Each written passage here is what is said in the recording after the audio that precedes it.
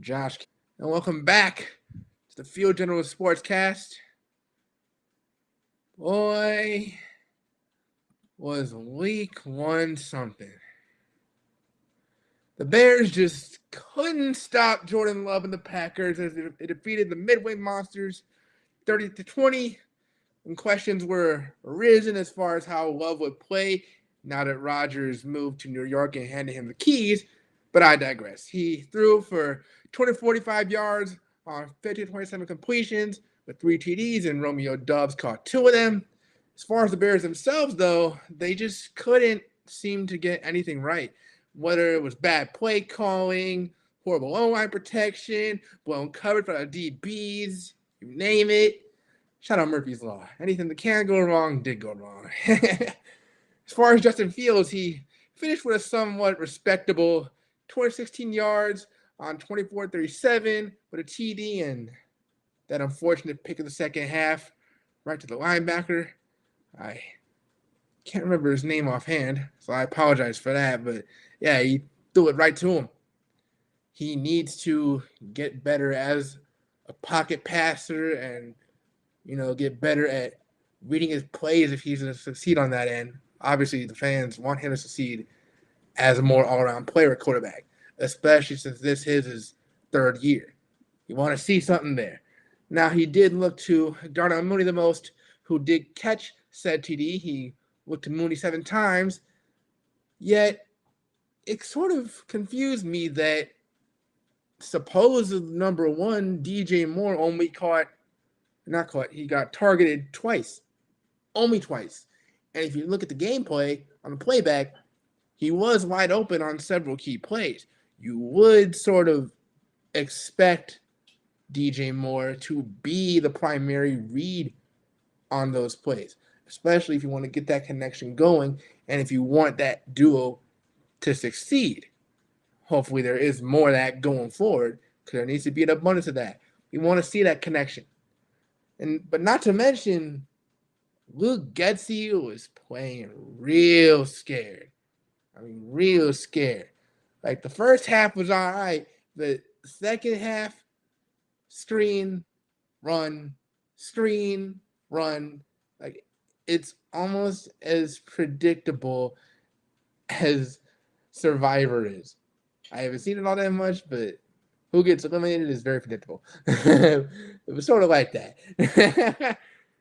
Yeah, as far as I'm concerned, though, many fans consider Justin Fields to be on a hot seat.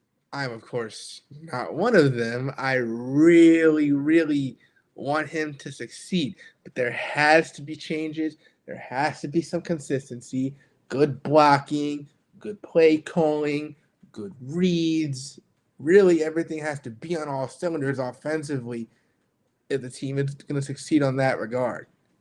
Now, as far as defense, it was just as horrendous, if not worse. Nothing clicked at all. Either it was bad calls by Allen Williams or blown coverage by defensive backs. Jalen Johnson really needs to get his act together. Brisker needs to tackle better on certain plays. And they need to utilize Jack Sanborn more because he's on the roster for a reason. If you want that tandem with TJ Edwards, Tremaine Edmonds, and honestly, if you throw Sanborn in the mix, it'll essentially make the same, three-headed monster that we had with Matt Quinn and, he went to the Raiders. Kwiatkowski. Kwiatkowski. There we go. I wonder how he's doing, by the way.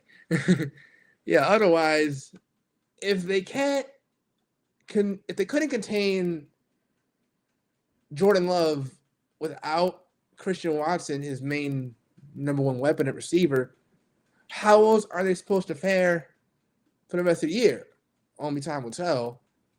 But I personally expected to see massive improvements from day one.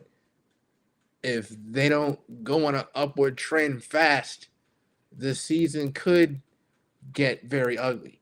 Now, as far as week 2 is concerned, the Bears are playing the Bucs, who are coming off of a win against the Vikings. And Baker Mayfield looks primed to be on a comeback.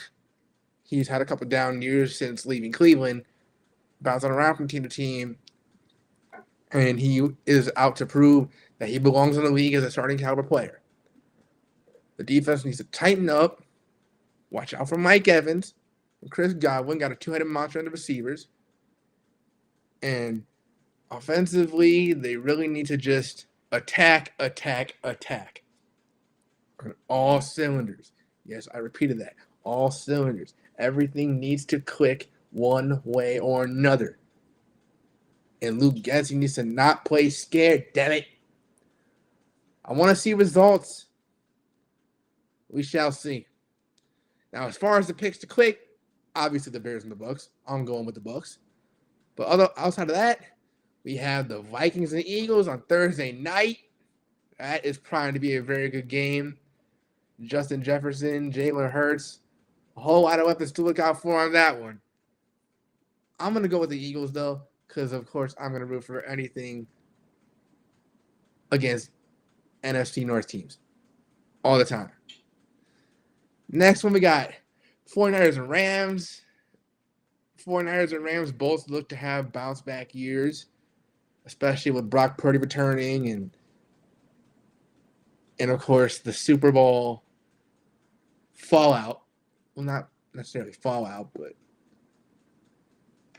that's the word I was looking for. Somebody called it a Super Bowl hangover of the next year, and that was pretty accurate given how awful the Rams were, and they would have a bounce-back year. But as far as who I got on this one, I'm going to have to say the Niners because Brock Purdy is definitely looking to be one of the next young stars in the league. And I know he's coming off a major injury, but I like the way he plays. I'm going to go with the Niners. As far as the next one, Dolphins and Patriots. Now, that might be closer than people want to give credit for. But the way the Dolphins have been carrying themselves on offense with Tua, Tyreek Hill, Jalen Waddle, that's a three-headed monster on their side.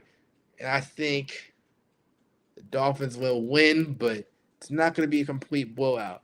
Mac Jones is looking to prove a lot of things, too, for the Patriots. If I had to pick a score, if I wanted to, I'm going to say 24-17. And then the last one, Monday night game, Browns and Steelers. I don't think the game itself is too exciting, but I had to pick one of the two Monday games. And the Browns and Steelers, as a rivalry, is pretty intense.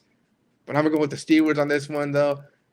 Even though Kenny Pickett is still finding his footing in the league, the Steelers' defense is truly something else, and they're on their A game, especially with T.J. Watt at the helm. So I'm going to go with them. We shall see how Week 2 fares out of the whole. Hopefully to see much better results as far as scores and the way teams play. And I do have thoughts from Lord Jucifer himself. I will be posting those on a separate video, as well as the picks to click. As of course you all know, are worth 2 points each. And I will tally up the leaderboard mid-season and go from there. Tune in next week for another episode. Bear down.